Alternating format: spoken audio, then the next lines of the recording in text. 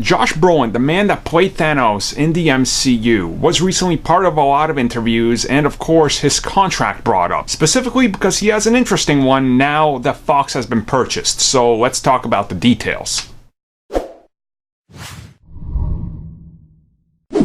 So first and foremost, Josh Brolin was actually willing to talk about his contract, which is something that doesn't happen a lot, and he was probably willing to talk about it because he said Avengers 4 was the end of his contract. Now, he did say that his contract is going a film-by-film basis, so that's kind of what he's basing it on. He said, look, if they need me in the next 10 years or whatever, he can always show up. It's a contract-to-contract basis, film-to-film, so there's nothing else to that. He's done his contract.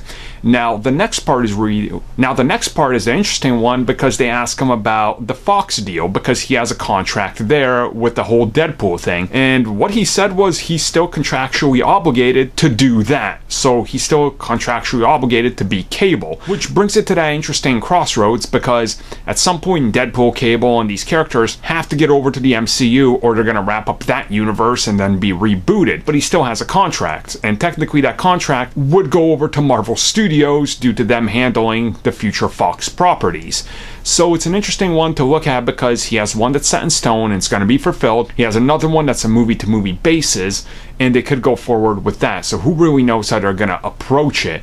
But realistically, I think we've all kind of assumed that he's going to appear somewhere down the road. Maybe some of Thanos' backstory will be explored in the Eternals, which would make a whole lot of sense.